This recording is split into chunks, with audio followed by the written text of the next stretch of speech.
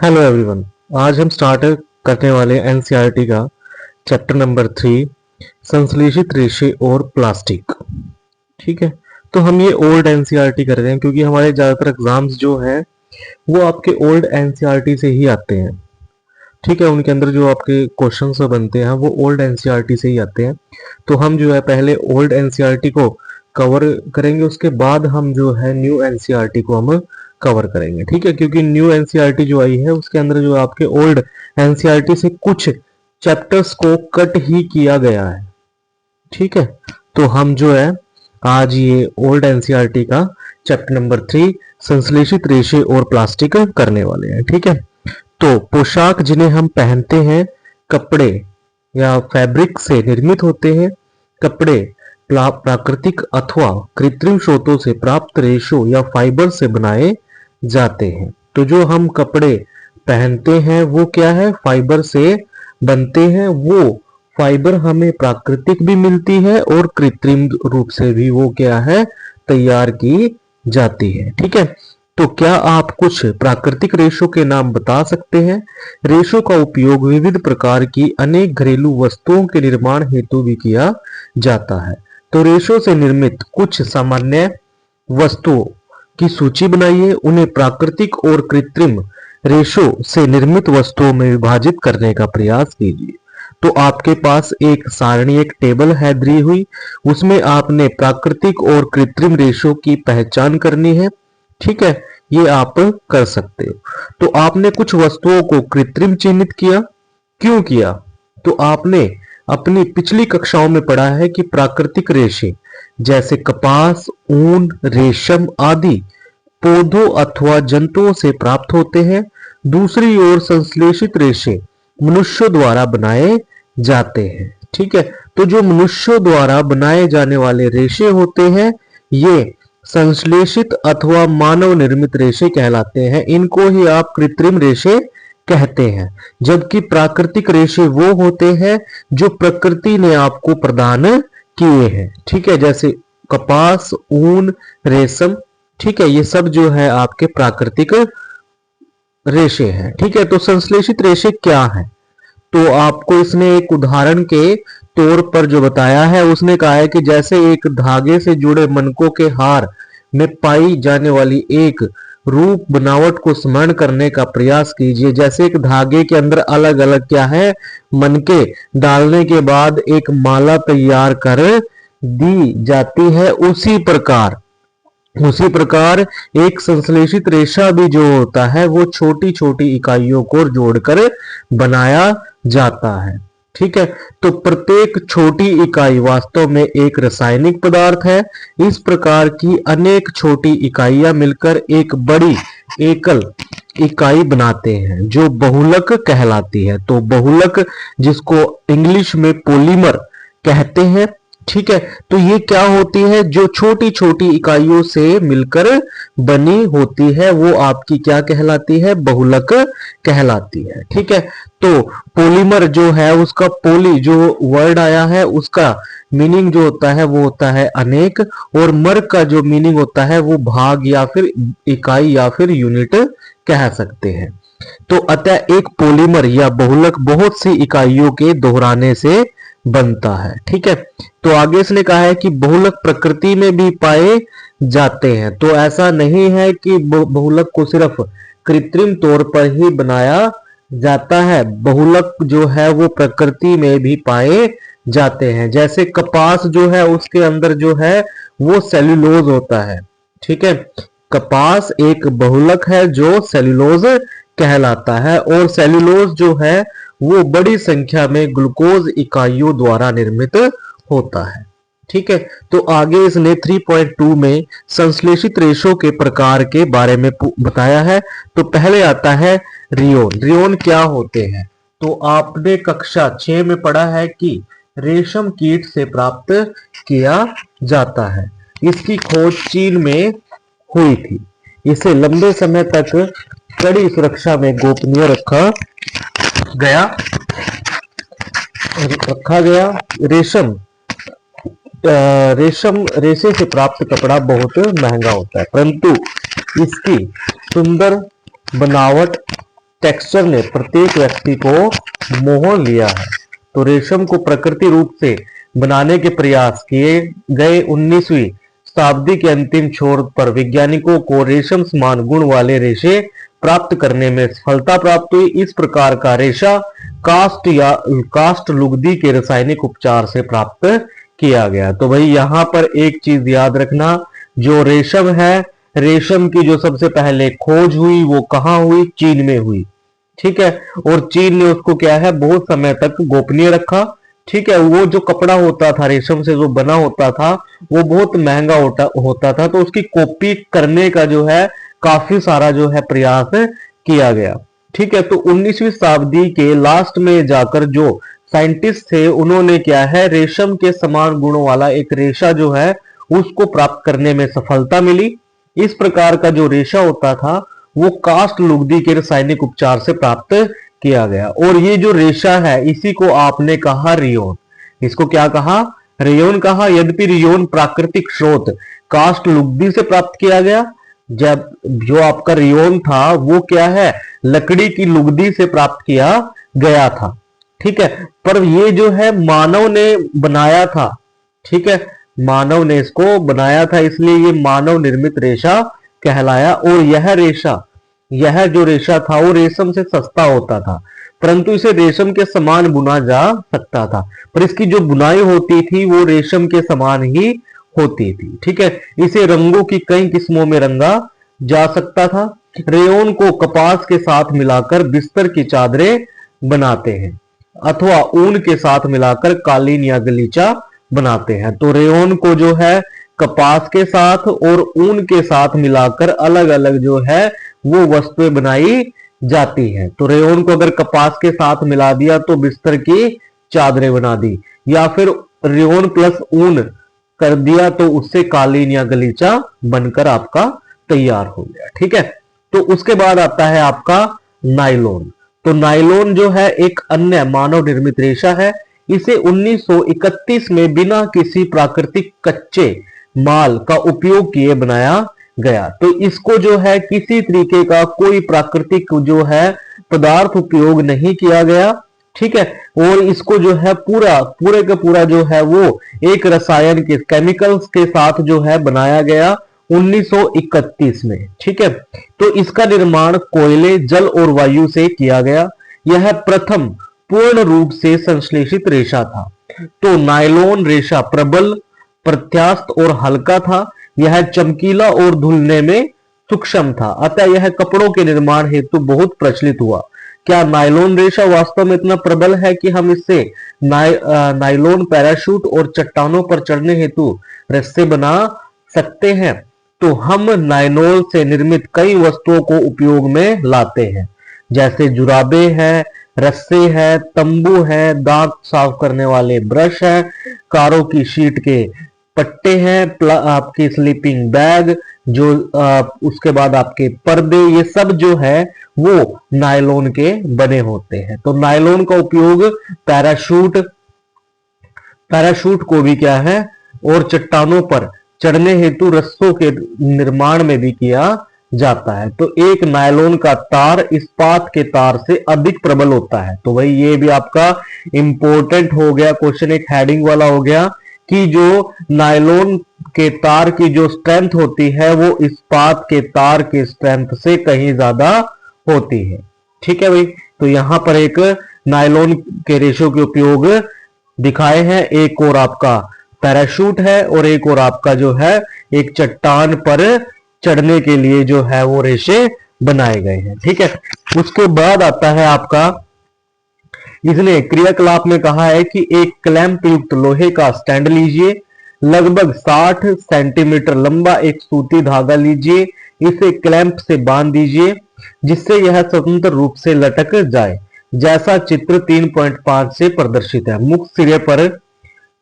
मुक्त सिरे पर एक हुक लगा पलड़ा बांध दीजिए जिसमें बाट रखे जा सके। पलड़े में एक एक करके बाट तब तक रखते जाइए जब तक कि धागा टूट ना जाए। तो धागे को तोड़ने हेतु आवश्यक कुल भार को लिख लीजिए। यह भार रेशे की सामर्थ्य बताता है। तो आप इससे क्या है, एक रेशा जो आपका नायलॉन का जो रेशा है, ठीक है, या फिर आपने कोई भी अलग से आपने लिया है, उसकी आप स्ट्रेंथ को जो है वो आप मेजर कर सकते हो, ठीक है। उसके बाद इसने कहा है पॉलिस्टर और एक्रिलिक, ठीक है। तो पॉलिस्टर क्या है? एक अन्य संश्लेषित रेशा है। इस रेशे से बने कपड़े में आसानी से सिलवटें नहीं बनती, ठीक है। तो जो पॉलिस्टर होता है, पॉलिस्टर के जो आज हम यूज करते हैं बहुत सारे जो कपड़े होते हैं, इसमें जो है ज्यादातर जो है आपकी सिलवटें देखने को नहीं मिलती है। यह सपाट रहता है और सरलता पूर्वक धुल जाता है, और इसलिए क्या है, यह वस्त्र जो है सामग्री पर्याप्त उपयोगी पदार्थ है। आपने लोगों को सुंदर पॉलिस्टर कमीजें और अन्य परिधान पहने अवश्य देखा होगा। टेरिलीन क्या है? टेरिलीन भी एक तरीके का पॉलिस्टर है। इसे बहुत महीन रेशों से खींचा जा सकता है, जिन्हें फिर किसी भी अन्य तंतु समान बुना जा सकता है। जो टेरिलीन है, इसको क्या है, आप महीन रेशों में इसको क्या कर सकते हो, खींच सकते हो, और किसी अन्य तंतु समान उसको क्या कर सकते हो, उसको बुन सकते हो, ठीक है। तो आगे यहां पर पहेली ने कहा, मेरी माँ जल के लिए सदैव पेट, बोतलें और चावल तथा चीनी संचयन के लिए पेट जार खरीदती है। तो मैं जानने के लिए उत्सुक हूं कि आखिर यह पेट क्या है। तो पेट क्या है भाई? पॉली एथिलीन टेर्थलेट, ठीक है। पॉली एथिलीन टेर्थलेट ये क्या है? पेट है। एक बहुत सुपरिचित प्रकार का पॉलिस्टर है, जिसका उपयोग, जो ये पेट होता है, जो पॉली एथिलीन टेर्थलेट है, इसका उपयोग जो है वो बोतलों में, बर्तन, फिल्म, तार और अन्य बहुत सी उपयोगी उत्पादों के निर्माण हेतु किया जाता है। तो चारों ओर दृष्टि घुमाइए और पॉलिस्टर से निर्मित वस्तुओं की एक सूची बनाइए। तो यहाँ पर पॉलिस्टर जो है उसके बारे में बताया है। पॉलिस्टर क्या है? पॉलिस्टर पॉली प्लस एस्टर, वास्तव में एक जो है रसायन जो क्या कहलाता है? एस्टर कहलाता है, कि इकाइयों को की पुनरावृत्ति से बनता है। यानी जो एस्टर नामक एक केमिकल है, उसको क्या किया गया, उसको दोबारा से जब उसको रिपीट किया गया, उसकी फ्रीक्वेंसी जो है लगाई गई, तो उससे जो एक बना, वो क्या है, वो बना आपका पॉलिस्टर, ठीक है। तो एस्टर वे रसायन है जो फलों को उनकी गंध प्रदान करते हैं। तो निर्मित कपड़े पॉलीकोट, पॉलीवुल, पेरिकोट आदि नामों से बेचे जाते हैं। जैसा कि नाम सुझाते हैं, ये कपड़े दो प्रकार के रेशों को मिलाकर बनाए जाते हैं। तो पॉलीकोट पॉलिस्टर और कपास का मिश्रण है, ठीक है। तो पॉलीवुल पॉलिस्टर और ऊन का मिश्रण है। तो पॉलीकोट जो है आपका कैसे आता है? पॉलीकोट जो है पॉली प्लस किससे बना? कॉटन से बना, यानी पॉलिस्टर प्लस कॉटन से जो बना वो बना आपका पॉलीकोट, और जो है पॉलिस्टर प्लस वूल से आपका जो बना वो बना आपका पॉलीवूल, ठीक है। तो हम सर्दियों में स्वेटर पहनते हैं तथा शॉल अथवा कंबलों का उपयोग करते हैं। इनमें से बहुत से वास्तव में प्राकृतिक ऊन से निर्मित नहीं होते, यद्यपि वे ऊन के सदृश दिखाई देते हैं। ये अन्य प्रकार के संश्लिष्ट रेशे से तैयार किए जाते हैं, जो एक्रिलिक कहलाता है। तो प्राकृतिक स्रोतों से प्राप्त ऊन काफी महंगी होती है, जबकि एक्रिलिक से बनी वस्तुएं अपेक्षाकृत सस्ती होती हैं, ठीक है। तो ये विविध रंगों से उपलब्ध होती है। संश्लेषित रेशे अधिक टिकाऊ और पहुंच के भीतर होते हैं, जिससे वे प्राकृतिक रेशों की अपेक्षा अधिक लोकप्रिय है। आप पूर्व में प्राकृतिक रेशों को जलाने का क्रियाकलाप कर चुके हैं, ठीक है। तो आप इनको जलाने का आप एक प्रयास कर सकते हैं, ठीक है। तो इनका व्यवहार प्राकृतिक रेशों, जो आप अगर देखोगे, जो आपके संश्लेषित रेशे हैं, ये आपके प्राकृतिक रेशों से भिन्न होते हैं, ठीक है। तो आप ये भी पाएंगे कि संश्लेषित रेशे जो है गर्म करने पर क्या हो जाते हैं? पिघलना स्टार्ट करते हैं। जो आपने पॉलिस्टर की आपने कोई भी कमीज ली थी या कोई भी आपने लिया था, तो जब वो गर्मी के संपर्क में आते हैं तो वो जो है पिघलना स्टार्ट कर देते हैं। तो यह वास्तव में संश्लेषित रेशों का एक हानिकारक गुण है। यदि वस्त्रों में आग लग जाती है तो यह बहुत आपदाजनक हो सकता है। कपड़ा पिघल जाता है और पहनने वाले व्यक्ति के शरीर से चिपक जाता है और उसको क्या कर सकता है? उसको हानि पहुंचा सकता है। अतः हमें प्रयोगशाला अथवा रसोई घर में कार्य करते समय संश्लेषित वस्त्र नहीं पहनने चाहिए। तो पहेली ने कहा, ओ अब मैं समझ आया कि मेरी माँ जो है रसोई में काम करते समय पॉलिस्टर से बने वस्त्र क्यों नहीं पहनती। तो मैंने आपको उसको बता ही दिया कि पॉलिस्टर जो है वो क्या होता है, गर्मी को, जो आपकी गर्म चीज है उसको क्या करता है, जल्दी से पकड़ लेता है और वो जो है जल्दी गर्म भी हो जाता है, ठीक है, और पिघलना स्टार्ट कर देता है। तो सभी संश्लेषित रेशे पेट्रोलियम मूल के कच्चे माल जो पेट्रो रसायन कहलाते हैं से विविध प्रक्रमों द्वारा तैयार किए जाते हैं। तो ये आपका मोस्ट इंपॉर्टेंट क्वेश्चन हो गया कि जितने भी संश्लेषित रेशे हैं वो कैसे जो है वो बनते हैं, उसके लिए कच्चा माल कहां से उपलब्ध होता है। तो वो जो है पेट्रोलियम मूल के रसायन, किससे, पेट्रो रसायन से मिलता है, पेट्रोकेमिकल से क्या है ये बनाए जाते हैं, ठीक है। तो संश्लेषित रेशों के गुण धर्म, तो कल्पना करिए कि आज वर्षा का दिन है, आप किस प्रकार का छाता प्रयोग में लाएंगे और क्यों। तो भाई आपको क्या है, अगर आपको बारिश में बाहर निकलना है तो आप किस प्रकार का छाता प्रयोग में लाओगे। क्या आप वहां पर कॉटन का छाता जो है वो आपके लिए उपयोगी होगा, क्या वो आपको बारिश से क्या कर देगा, आपकी सुरक्षा करेगा वो आपकी, ठीक है। तो वो आपको जो है वो बारिश से सुरक्षा नहीं कर पाएगा, जबकि आपके जो संश्लेषित रेशों से बनाया हुआ छाता है वो आपकी क्या है, हेल्प करेगा, वो आपके परिधान जो है वो आपकी हेल्प करेंगे। जो आपका रेन कोट होता है वो भी संश्लेषित रेशों से बना होता है। तो संश्लेषित रेशे अद्वितीय गुणधर्मों वाले होते हैं जो इन्हें परिधान सामग्री हेतु लोकप्रिय बनाते हैं। ये सीधे सूखते हैं, अधिक चलाऊ, कम महंगे और आसानी से उपलब्ध और रख रखाव में सुविधाजनक है। निम्नलिखित क्रियाकलाप संपादित कीजिए और स्वयं सीखिए। तो यहां पर उसने कहा कि एक आकार के दो कपड़े के टुकड़े लीजिए, प्रत्येक लगभग आधा मीटर वर्ग का हो। इनमें से एक प्राकृतिक रेशों से निर्मित होना चाहिए, दूसरा संश्लेषित रेशों से बना हो सकता है। इन टुकड़ों के चयन हेतु अपने माता पिता की मदद ले सकते हैं, ठीक है। तो टुकड़ों को पृथक बिक्रो या मगों में भिगोइए जिनमें बराबर मात्रा में जल भरा हो। 5 मिनट बाद कपड़े के टुकड़ों को पात्रों से निकाल लीजिए और उन्हें कुछ मिनट धूप में फैलाइए। प्रत्येक पात्र में शेष रहे जल के आयतन की परस्पर तुलना कीजिए। तो क्या संश्लेषित रेशे प्राकृतिक रेशों की अपेक्षा कम जल सोखते हैं, क्या वे सूखने में कम समय लेते हैं, ये क्रियाकलाप आपने करना है, ठीक है। तो उसके बाद आता है आपका प्लास्टिक। प्लास्टिक क्या है, तो आप अपने घर पर प्रतिदिन काम में आने वाली बहुत सी प्लास्टिक की वस्तुओं से परिचित होंगे।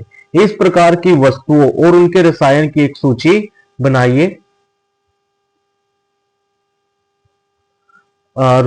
बनाइए संश्लेषित रेशे की तरह प्लास्टिक भी एक बहुलक है। जो हम प्लास्टिक यूज करते हैं ये भी आपका क्या है, ये भी एक बहुलक है। सभी प्लास्टिकों में इकाइयों की संख्या एक ही प्रकार की नहीं होती, कुछ में यह रेखीय होती है तो अन्य में यह त्रियकबद्ध यानी कि क्रॉसबद्ध होती है। तो जैसे यहां पर आपका जो है ये दिखाया गया है, ठीक है। तो ये क्या है, जो वहां पर आपका ए में है, ए में क्या है, ये आपकी क्या है, ए में जो आपका दिखाया है वो रेखीय दिखाया है। एक लाइन में जो है वो आपके जो अलग अलग बद्ध थे उनको क्या है दिखाया गया है, जबकि आपकी क्रॉसबद्ध पद्धति में ये क्या है, एक क्रॉस के अंदर जो है वो आपके बने हुए हैं, ठीक है। तो प्लास्टिक की वस्तुएं सभी संभव आकारों और साइजों में उपलब्ध हैं, जैसा कि आप चित्र 3.7 में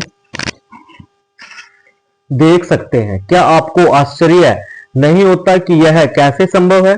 तो तथ्य यह है कि प्लास्टिक आसानी से सांचे में डाला जा सकता है, अर्थात इसे कोई भी आकार दिया जा सकता है। तो प्लास्टिक का पुनः चक्रण हो सकता है, इसे पुनः प्रयुक्त किया जा सकता है, इसे रंगा और पिघलाया जा सकता है, इसे बेलकर चादरों में बदला जा सकता है अथवा इसकी तारें बनाई जा सकती है। इसलिए इनके इतने विभिन्न प्रकार के उपयोग है। तो प्लास्टिक का भाई आपका पुनः चक्रण, इसको आप रिसाइकिल कर सकते हो, इसको आप अलग अलग कलर में इसको आप लेके जा सकते हो। इससे आप कोई भी चीज बना सकते हो, इससे आप कुर्सी बना सकते हो, इससे आप मेज बना सकते हो, ठीक है। इससे आप बाल्टी बना सकते हो, इससे आप अपनी बाइक के लिए पार्ट बना सकते हो, इससे आप खिलौने आप इससे बना सकते हो, ठीक है। तो polythene, poly plus ethene plastic का एक उदाहरण है जो सामान्य उपयोग में आने वाली पॉलीथीन थैलियां बनाने के काम आता है, ठीक है। तो पॉलीथीन भी जो है आपकी वो प्लास्टिक से ही आपकी बनती है, ठीक है। तो अब आप स्वयं प्लास्टिक के टुकड़े को मोड़िए। क्या सभी प्लास्टिक वस्तुएं सरलता पूर्वक मोड़ी जा सकती है? आप देखेंगे कि कुछ प्लास्टिक की वस्तुएं सरलता पूर्वक मोड़ी जा सकती है, जबकि कुछ मोड़ने हेतु बल लगाने पर टूट जाती है। तो आपने कई बार ये आपके देखने में आया होगा कि कई प्लास्टिक की जो वस्तुएं हैं वो आसानी से मुड़ जाती हैं, जबकि कुछ वस्तुएं जो है वो मुड़ने पर कैसे क्या हो जाती हैं, वो ब्रेक हो जाती हैं, वो टूट जाती हैं, ठीक है। तो जब हम एक प्लास्टिक की बोतल में गर्म जल डालते हैं तो यह विकृत हो जाती है, यानी कि वो अपना आकार जो है वो बदल देती है। तो ऐसा ऐसा प्लास्टिक जो गर्म करने पर आसानी से विकृत हो जाता है और सरलता पूर्वक मुड़ जाता है, उसको आप थर्मोप्लास्टिक कहते हैं। तो थर्मोप्लास्टिक क्या होता है? थर्मोप्लास्टिक वो है जो गर्म होने पर आसानी से विकृत हो जाए, वो थर्मोप्लास्टिक कहलाता है। और पॉलीथीन और पीवीसी जो है आपकी थर्मोप्लास्टिक के कुछ उदाहरण हैं, जिनका उपयोग खिलौने, कंघियां और विभिन्न प्रकार के पात्रों के बड़े पैमाने पर निर्माण हेतु किया जाता है। तो दूसरी ओर कुछ प्लास्टिक ऐसे हैं जिन्हें एक बार सांचे में ढाल दिया जाता है तो उन्हें ऊष्मा देकर गर्म नहीं किया जा सकता। ये थर्मोसेटिंग प्लास्टिक कहलाते हैं, जैसे बेकेलाइट और मेलामाइन। तो बेकेलाइट ऊष्मा और विद्युत का कुचालक है। यह बिजली के स्विच, विभिन्न बर्तनों के हत्थे आदि बनाने में काम आता है। तो आपके कुछ प्लास्टिक ऐसे भी हैं जिनके ऊपर आपकी ऊष्मा का कोई भी प्रभाव नहीं पड़ता है, तो उनको आप क्या कहोगे? उनको आप थर्मोसेटिंग प्लास्टिक कहोगे। तो इसके उदाहरण भी हैं दिए हुए, जैसे बेकेलाइट और मेलामाइन। तो बेकेलाइट जो है वो ऊष्मा और विद्युत का कुचालक है। यह बिजली के स्विच, विभिन्न बर्तनों के हत्थे आदि बनाने में काम आता है। तो मेलामाइन एक बहुउपयोगी पदार्थ है, यह आग का प्रतिरोधक है, ठीक है, तथा अन्य प्लास्टिक की अपेक्षा ऊष्मा को सहने की अधिक क्षमता रखता है, ठीक है। तो जो आपका जितने भी आपके आग के प्रतिरोधक है उनमें आपका बेलामाइट और मेलामाइन आपके उपयोग में आते हैं, ठीक है। तो यह फर्श की टाइलें, रसोई के बर्तन और कपड़े बनाने के उपयोग में लिया जाता है जो आग का प्रतिरोध करते हैं, ठीक है। तो चित्र 3.8 में आपने थर्मोप्लास्टिक और थर्मोसेटिंग प्लास्टिक के विभिन्न उपयोगों को प्रदर्शित किया है। यहां पर आपके ये थर्मोसेटिंग प्लास्टिक है यहां पर ऊपर दिखाई हुई, ठीक है। थर्मोसेटिंग प्लास्टिक है ऊपर और जो है नीचे आपकी क्या है? थर्मोप्लास्टिक है दिखाई हुई, ठीक है। तो उसके बाद आपके आते हैं विकल्प पदार्थ प्लास्टिक। तो आज यदि हम कोई खाद्य सामग्री, जल, दूध, अचार, सूखे मेवे आदि के संचयन करने की सोचे तो प्लास्टिक पात्र सबसे सुविधाजनक लगते हैं। तो आजकल होता भी यही है भाई, अगर हमने कोई भी खाद्य सामान अगर हमने रखना है या जल की हमने कोई अगर कोई हमने वाटर बोतल खरीदनी है या दूध के लिए हमने कुछ भी खरीदना है, तो वो हमारे लिए क्या है? सबसे ज्यादा जो इजीली जो कंटेनर है वो क्या है? प्लास्टिक है। इसका कारण उनका जो है हल्का भार और कम कीमत और अच्छा सामर्थ्य और उपयोग में आसानी है। तो धातुओं की अपेक्षा हल्के होने के कारण प्लास्टिक का उपयोग कारों, वायुयानों और अंतरिक्ष यानों में होता है। उपयोग की यह सूची असीमित है। यदि हम चप्पल, फर्नीचर और सजावट की वस्तुओं आदि से गिनना प्रारंभ करें, आइए हम प्लास्टिक के अभिलक्षण गुणों की विवेचना करते हैं। तो प्लास्टिक क्या है? एक अनभिक्रियाशील है। तो हम जानते हैं कि लोहे जैसी धातुओं को जब नमी और वायु में खुला छोड़ देते हैं तो ये क्या करने लगता है, ये आपकी नमी और वायु से क्रिया करके क्या हो जाता है, उसके ऊपर भूरे रंग का एक पदार्थ आना शुरू हो जाता है, जिसको हम क्या बोलते हैं, जंग बोलते हैं। ठीक है, तो परंतु जो प्लास्टिक है वो जल और वायु से अभिक्रिया नहीं करता है, इनका संक्षारण आसानी से नहीं होता है, इसलिए इनका उपयोग बहुत से रसायनों सहित विभिन्न प्रकार के पदार्थों के संचयन हेतु किया जाता है। तो प्लास्टिक भाई ना तो नमी के साथ और ना ही जल के साथ, वायु के साथ किसी प्रकार की कोई क्रिया करती है। ठीक है, तो इसलिए क्या है, इसमें जो आपके जो बहुत से रसायन जो है इसके अंदर जो है आपके स्टोर करके रखे जा सकते हैं। प्लास्टिक हल्का भी होता है, प्रबल भी है और चिरस्थायी भी है। तो पूर्व काल में उपयोग में आने वाली बाल्टियों के बारे में अपने माता पिता और दादा दादी से बात करिए। किस प्रकार की बनी बाल्टियां और मग आज आप उपयोग में ले रहे हैं। तो प्लास्टिक पात्रों को उपयोग में लाने के क्या लाभ हैं, क्योंकि प्लास्टिक बहुत हल्का है, प्रबल है, चिरस्थायी है और विभिन्न आकारों और साइजों में ढाला जा सकता है। तो अतः यह विभिन्न उद्देश्य हेतु उपयोग में लाया जाता है। तो प्लास्टिक सामान्यतः धातुओं की अपेक्षा सस्ता होता है। ये उद्योगों और घरेलू कार्यों में व्यापक रूप से उपयोग में लिए जाते हैं। तो विभिन्न प्रकार के प्लास्टिक पात्रों की सूची बनाइए जिन्हें आप क्या है दैनिक जीवन में उपयोग में लेकर आते हैं। ठीक है, तो आगे आता है आपके पास प्लास्टिक जो है वो कुचालक है। तो मैंने आपको पहले ही बताया था भाई, प्लास्टिक जो है ऊष्मा का क्या है, एक कुचालक है, ऊष्मा और विद्युत का कुचालक है। ठीक है, तो आपने ऊपर सीखा है कि प्लास्टिक ऊष्मा और विद्युत के कुचालक है कुछ। ठीक है, विद्युत के तो सारे हैं कुचालक, बट ऊष्मा के कुछ कुचालक हैं। ठीक है, तो इसलिए विद्युत के तार प्लास्टिक के ढके रहते हैं और खाना बनाने वाले पात्रों के हत्थे इसके बने होते हैं। तो यहां उसने कहा है कि क्या आप जानते हैं कि प्लास्टिक का स्वास्थ्य देखभाल उद्योग में व्यापक उपयोग होता है। इनके उपयोग के कुछ उदाहरण हैं, दवा की गोलियों, टिक्कियों को पैक करने हेतु, घावों को सीने हेतु धागे, सिरिंज, चिकित्सकों के दस्ताने और विभिन्न प्रकार के चिकित्सीय यंत्र। तो मेडिकल सेक्टर में प्लास्टिक का अच्छा खासा यूज होता है भाई। ठीक है, माइक्रोवेव ओवन में भोजन पकाने हेतु विशिष्ट प्लास्टिक पात्र उपयोग में लिए जाते हैं। तो माइक्रोवेव में जो हम खाना पकाने के लिए जिन बर्तनों का इस्तेमाल करते हैं वो भी आपके प्लास्टिक के बने होते हैं।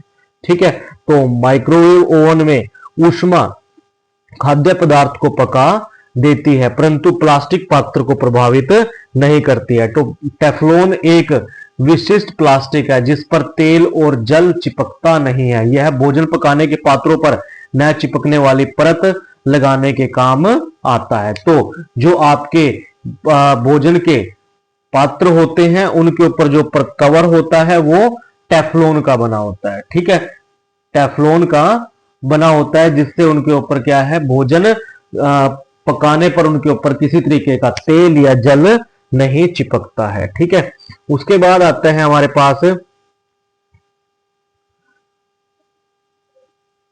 अग्निशह प्लास्टिक। तो अग्निशह प्लास्टिक क्या है, तो यद्यपि संश्लेषित रेशे आसानी से आग पकड़ लेते हैं परंतु यह जानना रोचक होगा कि आग बुझाने वाले कर्मचारियों के परिधानों पर मेलामाइन प्लास्टिक की परत चढ़ी होती है जो उसे अग्निरोधक बनाती है। तो भाई जो आपके जो आग बुझाने वाले कर्मचारी होते हैं, फायर ब्रिगेड में होते हैं जो, ठीक है, उनके जो आपके फायरमैन होते हैं उनके कपड़ों के ऊपर मेलामाइन प्लास्टिक जो है उसकी परत जो है चढ़ी होती है। ये आपके पास एक क्वेश्चन और आ गया कि आपके आग बुझाने वाले कर्मचारियों के परिधानों पर किस प्रकार की परत चढ़ी होती है। तो मेलामाइन प्लास्टिक की परत चढ़ी होती है जो उसको क्या बनाती है, उनके कपड़ों को अग्निरोधक बनाती है। उसके बाद आता है प्लास्टिक और पर्यावरण। तो जब हम बाजार जाते हैं तो हमें प्लास्टिक अथवा पॉलीथीन थैली में लपेटी वस्तुएं मिलती है। यह एक कारण है कि हमारे घरों में प्लास्टिक का कचरा इकट्ठा होता रहता है, फिर यह प्लास्टिक कूड़ेदान में चला जाता है। प्लास्टिक का निस्तारण एक प्रधान समस्या है। ठीक है, तो भाई ये जो हम प्लास्टिक की थैलियां जो हम जो है इस्तेमाल करते हैं, इन सब का जो है निपटान करना भी क्या है, वो बहुत ज्यादा जरूरी है। और यही क्या है, हमारे लिए एक बहुत गहरी समस्या जो है हमेशा बनी रहती है। तो पदार्थ जो प्राकृतिक प्रक्रिया जैसे जीवाणुओं की क्रिया द्वारा अपघटित हो जाता है, जैव निम्नीकरण कहलाता है। तो जैव निम्नीकरण क्या होता है भाई, जिसमें जीवाणु क्या है, जिन पदार्थों को क्या कर देते हैं, अपघटित कर देते हैं, वो क्या कहलाते हैं, जैव निम्नीकरण कहलाता है। और जो प्राकृतिक क्रियाओं द्वारा सरलता से विघटित नहीं होते, वो क्या है, जैव अनिम्नीकरण कहलाता है। ठीक है, तो यहां पर सारणी 3.3 दी है। तो अपशिष्ट के प्रकार जैसे सब्जी और फलों के छिलके, बचा हुआ भोजन आदि जो है, इनको अपरिहासित होने में लगने वाला समय बताइए। तो 1 से 2 सप्ताह के अंदर जो आपके जो फल सब्जियां और बचा हुआ भोजन है, इनको आपके जीवाणु जो है, इनको अपघटित कर देते हैं। ये आपके जैव निम्नीकरण कहलाते हैं। आपने देखा होगा कि कोई आपका छिलका था भोजन का, ठीक है, या सब्जी का, फल का, भोजन का कोई हिस्सा था बचा हुआ, वो कुछ समय तक धरती पर पड़ा रहेगा, उसके बाद वो आहिस्ता आहिस्ता अपने आप ही खत्म हो जाएगा। ठीक है, तो वो किसकी वजह से खत्म हुआ, वो आपके जीवाणुओं की वजह से हुआ। तो उसको क्या कहेंगे, जैव निम्नीकरण कहेंगे। उसके बाद कागज, कागज को जो है अगर आप उसको ऐसे ही पड़ा रहने दो, तो वो 10 से 30 दिन के अंदर अपघटित हो जाएगा। तो उसको क्या कहेंगे, वो भी जैव निम्नीकरण, भी खुद ब खुद हो गया, प्रकृति से हो गया, जीवाणुओं की हेल्प से हो गया। सूती कपड़ा 2 से 5 माह के अंदर, लकड़ी 10 से 15 वर्ष में, ऊनी वस्त्र 1 वर्ष के आसपास। ठीक है, तो ये सब क्या है, ये जैव निम्नीकरण के उदाहरण है। ठीक है, और जबकि टीन, एल्युमिनियम, अन्य धातुओं के डिब्बे, प्लास्टिक थैलियां, इनको कई साल लगते हैं अपघटित होने में, अपरिहासित होने में बहुत साल इनको जो है लग जाते हैं। तो ये किसका उदाहरण है, जैव अनिम्नीकरण का। ठीक है, प्लास्टिक की थैलियां, इनको जो है कई साल लग जाते हैं। ठीक है, टीन, एल्युमिनियम, ये इनको 100 से 500 वर्ष लगते हैं। ठीक है, तो आगे इसने कहा है कि क्योंकि प्लास्टिक अपघटित होने में कई वर्ष ले लेता है, यह पर्यावरण हितैषी नहीं है, यह पर्यावरण प्रदूषण का कारण बनता है। इसके अतिरिक्त जब इस संश्लेषित पदार्थ को जलाया जाता है, तो इससे पूर्णतः जलने में लंबा समय लेता है। इस प्रक्रम में यह क्या करता है, भारी मात्रा में विषैली धूम उत्सर्जित कर पर्यावरण प्रदूषण करता है। तो इस समस्या का समाधान कैसे किया जा सकता है, तो देखा होगा आपने कि जो हमने ऊपर पढ़ा कि प्लास्टिक जो है अपघटित होने में बहुत ज्यादा समय लगता है। ठीक है, तो ये जो है, तो अगर आप प्लास्टिक को जलाते हो, तो तब भी ये क्या है, आपकी विषैला धुआं जो है उत्सर्जित करता है, जो पर्यावरण में प्रदूषण करने में क्या करता है, एक सक्रिय रहता है। ठीक है, तो अब हमारे पास क्वेश्चन आता है कि इस समस्या का समाधान, अगर हम प्लास्टिक को ऐसे ही रहने दे, तो उसको अपघटित होने में कई 100 साल जो है वो हो जाएंगे। अगर हम उसको क्या है, जला दे, तो उससे बहुत सारी जो है विषैली गैसें जो है उत्पन्न होगी। तो ये दोनों ही हमारे पर्यावरण के लिए खतरा है। तो इस समस्या का समाधान कैसे करें, तो यथासंभव प्लास्टिक के उपयोग से बचिए। तो इसने बताया है कि इस समस्या का समाधान ये है कि जितना ज्यादा हो सके प्लास्टिक के उपयोग से हमें बचना चाहिए। कपास या जूट के बने थैलों का प्रयोग कीजिए। जैव निम्नीकरण और जैव अनिम्नीकरण अपशिष्ट को अलग इकट्ठा करिए और इनका अलग निस्तारण करिए। इसे अपने घरों पर व्यवहार में लाइए। कुछ और तरीके भी सुझाइए जिनके द्वारा आप प्लास्टिक पदार्थों के उपयोग को कम करने में सहयोग दे सकते हैं। तो प्लास्टिक अपशिष्ट को पुनः चक्रित करना बेहतर होगा। अधिकांश थर्मोप्लास्टिक पुनः चक्रित किए जा सकते हैं। जिन वस्तुओं का पुनः चक्रण किया जा सकता है उनकी सूची बनाइए। यानी कि हमें जितना ज्यादा हो सके हमें उनको क्या है, दोबारा से रिसाइकिल करना चाहिए। ठीक है। तो आगे उसने कहा है कि पुनः चक्रण के समय कुछ रंग प्रदान करने वाले अभिक्रमक मिला दिए जाते हैं, जिसे पुनः चक्रित सामग्री का उपयोग विशेष रूप से खाद्य पदार्थों के संचयन हेतु सीमित हो जाता है। तो एक उत्तरदायी नागरिक के रूप में इसने 5R के सिद्धांत को यहां पर बताया है। 5R में क्या है? Reduce, reuse, recycle, recover, refuse. ठीक है, यानी रिड्यूस मतलब उपयोग कम कर दीजिए, रीयूज मतलब उनका पुनः उपयोग कीजिए, रिसाइकल उनको पुनः चक्रित कीजिए, ठीक है, रिकवर उन्हें पुनः प्राप्त कीजिए, रिफ्यूज उनको उपयोग ना कीजिए। ठीक है, तो इस प्रकार की आदतें विकसित करिए जो पर्यावरण हितैषी हो। ठीक है, तो आगे इसने कहा है, क्या आपने कोई ऐसे कचरे का ढेर देखा है जहां पशु विशेष रूप से गायें कचरा खा रही हो? खाद्य अपशिष्ट खाने के प्रक्रम में ये पशु पॉलीथीन की थैली और खाद्य पदार्थों के रैपर भी निगल लेते हैं। ठीक है, तो भाई ये जो जो आपके पशु हैं, गायें हैं, ठीक है, या जो है कई बार जो है ये जो बाहर से कचरे में से कुछ खाती हैं तो उनके साथ वो प्लास्टिक की थैलियां, खाद्य पदार्थ के रैपर भी खा लेती है, जो उनके श्वसन तंत्र में कंठरोध को उत्पन्न करते हैं। कंठरोध उनके गले को क्या कर देंगे? चोक कर देंगे। ठीक है, या उनके अंदर अगर वो चले गए तो उनके आमाशय में एक अस्त्र बनाते हैं। ठीक है, और जो उनकी मृत्यु का कारण बनता है। तो लापरवाही से इधर उधर फेंकी गई पॉलीथीन की थैलियां नालियों को रोक देती है। कभी कभी हम बहुत अधिक लापरवाही दिखाते हैं और चिप्स, बिस्कुट, अन्य खाद्य पदार्थों की रैपर सड़क पर, उद्यान अथवा पिकनिक के स्थानों पर फेंक देते हैं। क्या हमें ऐसा करने से पहले सोचना नहीं चाहिए? एक उत्तरदायी नागरिक के रूप में आप क्या सुझाव देते हैं जिससे सार्वजनिक स्थल स्वच्छ और प्लास्टिक मुक्त रहे? तो जब भी हम प्लास्टिक की थैली का यूज करें तो उनको इधर उधर ना फेंके, जिसकी वजह से नाले जो है चौक होते हैं, जिसकी वजह से पानी रुकता है, उस पानी में बहुत सारी बीमारियां होती हैं। ठीक है, तो हमें एक रिस्पॉन्सिबल सिटीजन होने का अपना कर्तव्य जो है वो हमें पूरा करना चाहिए। उनको क्या है, एक सही उनको कूड़ेदान में डाल देना चाहिए। ठीक है, उसके बाद रेशा विवेक, तो प्लास्टिक की थैलियां जलाशयों में अथवा सड़क पर नहीं फेंकनी चाहिए।